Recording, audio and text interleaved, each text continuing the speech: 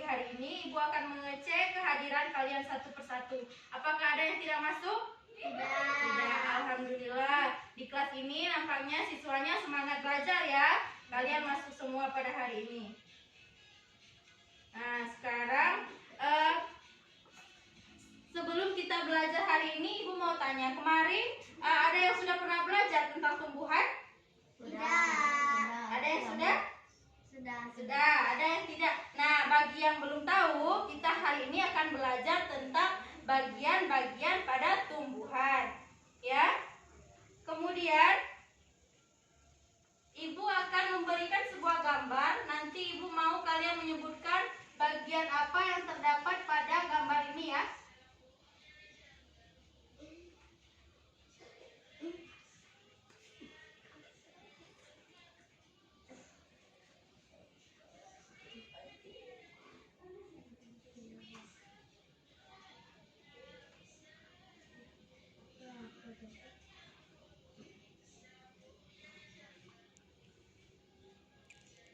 Ya ini ya.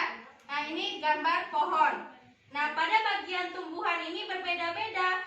Fungsinya pun berbeda-beda ya. Kita belajar bagian tumbuhan beserta fungsinya.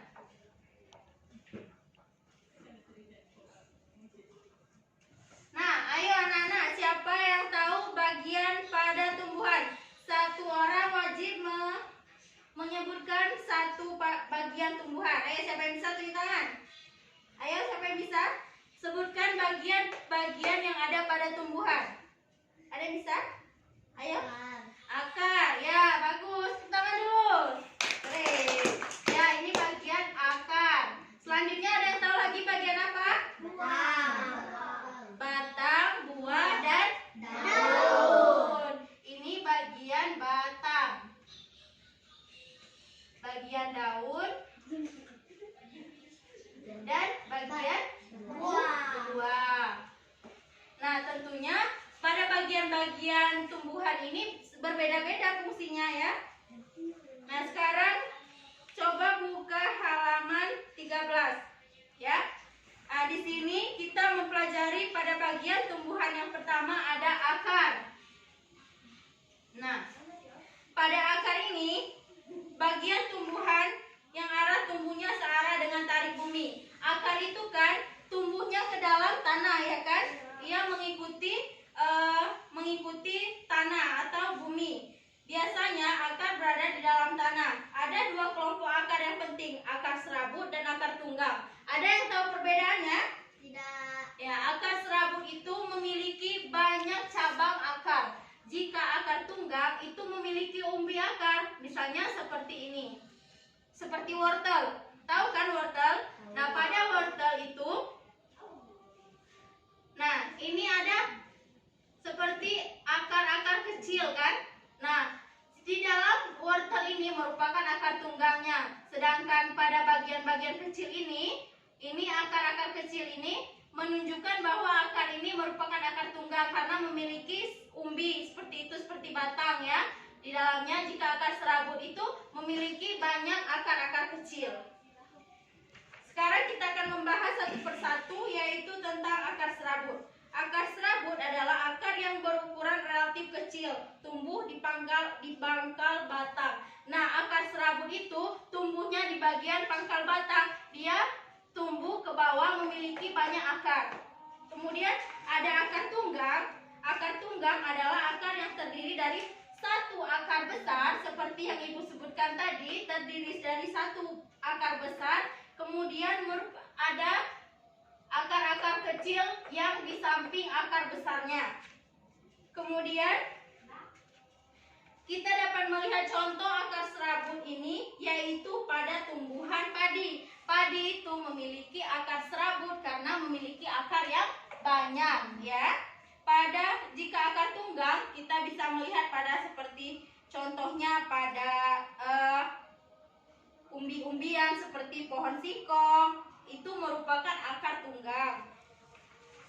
Selanjutnya, nah di sini Ibu akan memberi kalian kertas untuk evaluasi. Kalian menulis jenis-jenis akarnya, kemudian akar misalnya akar tunggang terdapat pada tumbuhan apa? Kalian tulis ya. Nanti Ibu akan memberikan beberapa lembar untuk menjawab pertanyaan.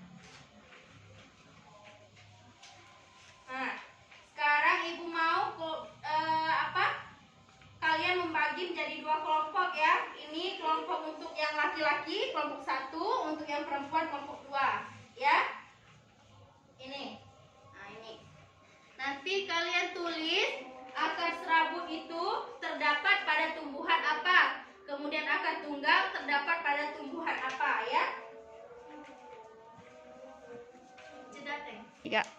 Nah, sekarang waktunya sudah habis ya anak-anak. Ibu minta kalian sebutkan akar tersebut berada pada tumbuhan apa. Yang untuk kelompok 1, Ibu minta sebutkan akar tunggang itu terdapat pada tumbuhan apa. Wortel.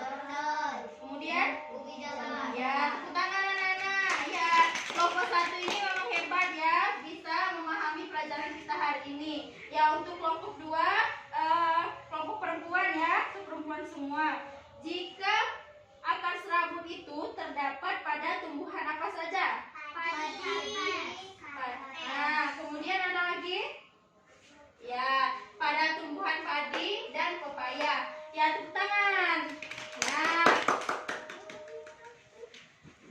Nah, nampaknya kalian sudah memahami pelajaran tentang akar. Sekarang selanjutnya pada bagian tumbuhan pada batang. Nah, batang ini merupakan tumbuhan yang tumbuh di atas tanah. Mengapa dikatakan tumbuh di atas tanah? Karena akar berada di bawah tanah, otomatis ini batang berada di atas tanah. Ya.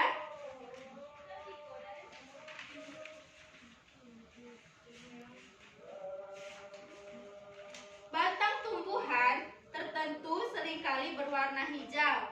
Misalnya, ada tumbuhan kaktus. Tumbuhan kaktus itu kan berisi batang semua, tidak ada daunnya ya. Nah, jadi pada tumbuhan tertentu itu batangnya hanya berwarna hijau saja. Kemudian, warna hijau yang ada pada batang ini menandakan bahwasannya batang tersebut mengandung klorofil. Apa itu klorofil? Tidak tahu. Klorofil itu manfaatnya bagi manusia, yaitu yang pertama, adapun manfaatnya bagi manusia untuk membuat perabotan rumah. Contohnya pada pohon jati itu dijadikan seperti perabotan rumah seperti Meja. Kemudian untuk bahan makanan, adapun batang yang dimanfaatkan manusia untuk menjadi bahan makanan, contohnya seperti bisa juga untuk bahan bumbu. Kemudian ada juga pohon sagu, pohon asparagus, itu batangnya yang dimanfaatkan untuk menjadi makanan. Kemudian selanjutnya yaitu, nah, sekarang evaluasi lagi ya. Ada batang yang keras, kemudian ada batang yang lunak, ada batang yang keras dan berongga. Ibu contohkan satu-satu. Batang yang keras itu terdapat pada pohon. Ya, pohon apa lagi? Pohon apel. Itu batangnya keras. Adapun batang yang lunak, apa contohnya batang yang lunak? Pisang. Ya, pisang lunak. Ubi itu batangnya keras ya. Nah, itu tidak bisa dimanfaatkan. Nah, apa? Ya, tebu. Kemudian batang yang keras dan berongga, contohnya apa? Batang yang keras dan berongga itu seperti Bambu. Ya, batang yang keras dan berongga ya. Kemudian kita selanjutnya pada bagian daun. Apa yang kalian ingat jika Ibu sebutkan bagian tumbuhan pada bagian daun? Ada dari lebar. Ya. Ada Nah, berarti kalian mengingat banyaknya bentuk-bentuk pada daun. daun. Pada daun ini terdiri dari, ya ini Ibu gambarkan daun ya.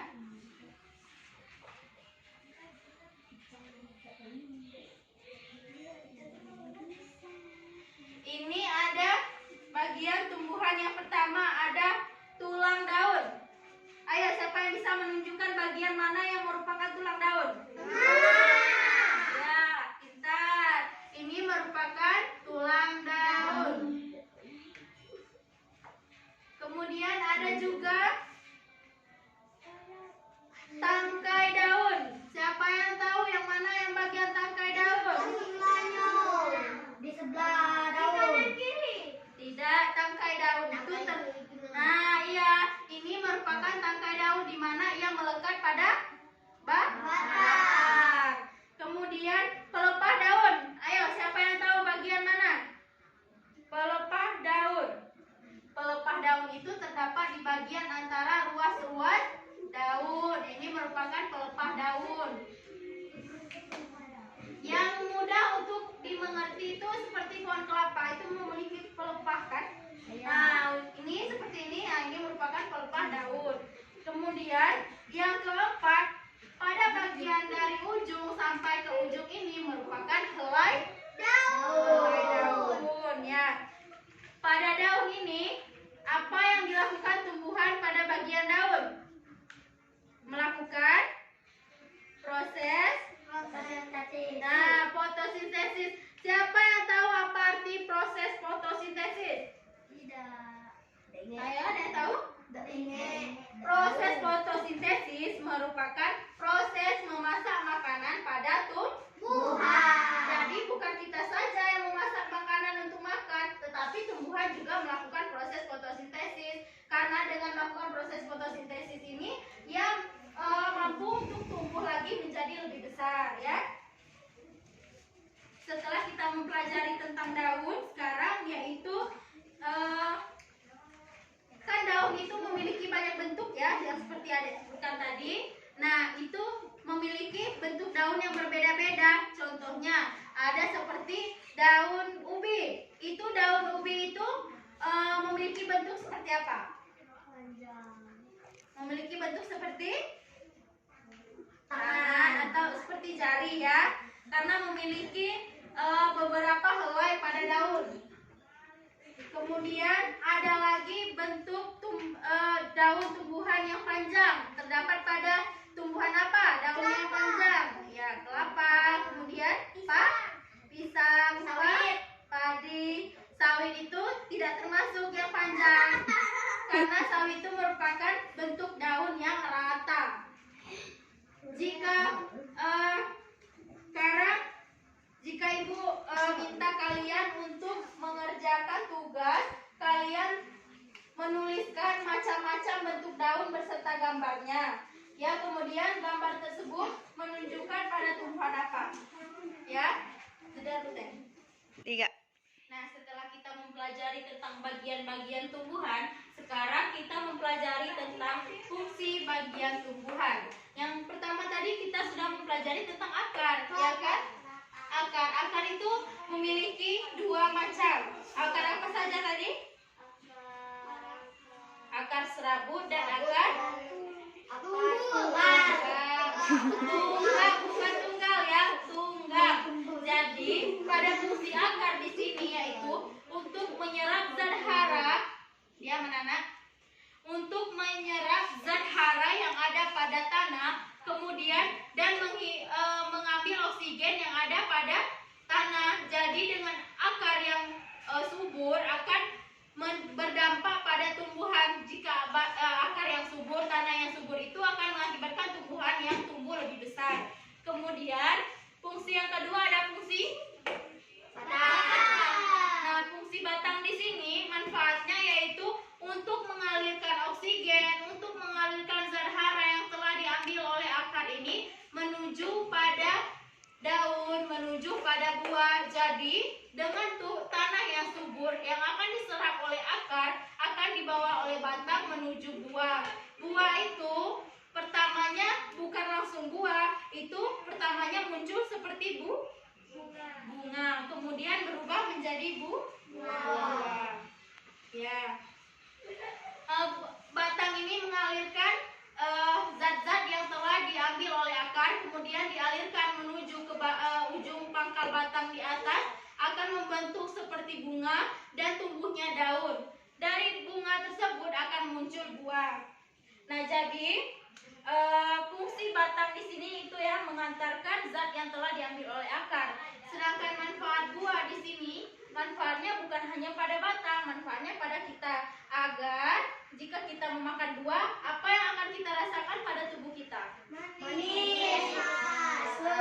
Ya, kan macam-macam buah itu beda-beda ya rasanya. Jadi jika kita rajin-rajin makan buah, akan mengakibatkan kita terpenuhi gizi kita, terpenuhi vitamin yang ada di tubuh kita yang diperlukan agar kita sehat.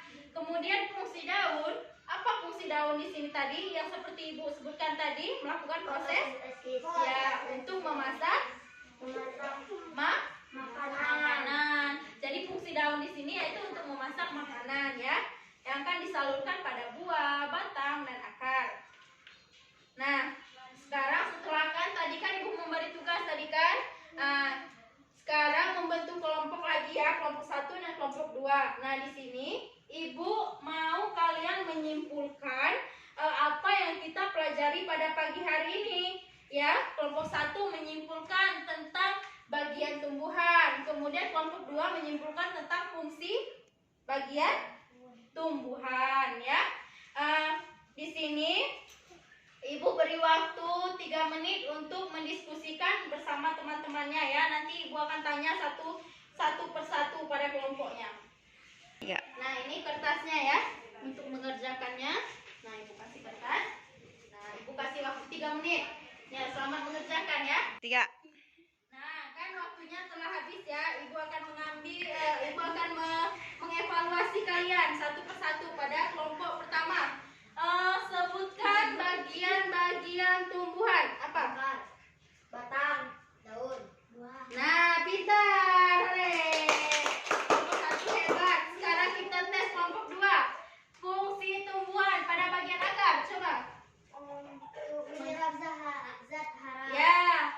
Pada batang, Untuk mengantarkan zat hara. pada buah, Untuk memenuhi vitamin. ya. Pada daun, Untuk memasak makanan. ya. Atau fotosintesis. Sore, tepuk tangan. Kelompok 1, kelompok 2 hebat semua ya. Nah, setelah sini lembar kerjanya. Ini Ibu kumpulkan lagi ya.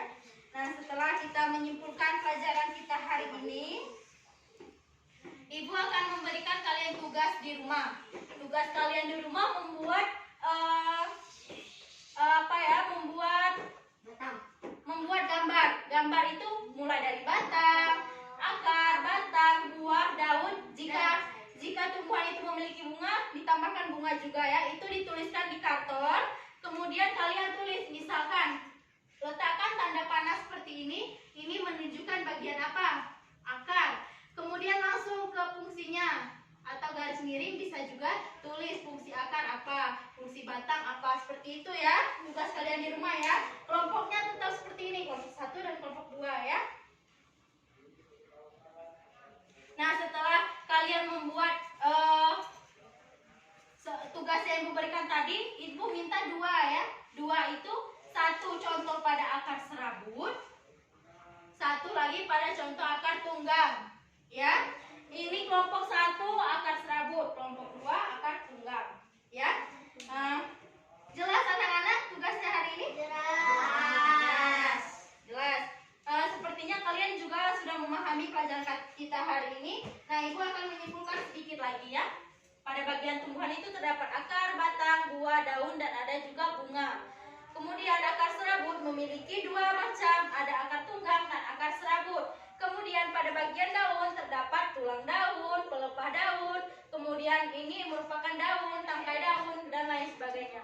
Pada akar serabut terdapat pada tumbuhan padi, kemudian tumbuhan pepaya, dan lain sebagainya lagi ya. Kalian cari contohnya lagi. Kemudian pada akar tunggang itu terdapat pada wortel dan ubi jalar, ya. Nah, setelah kalian memahami materi kita hari ini,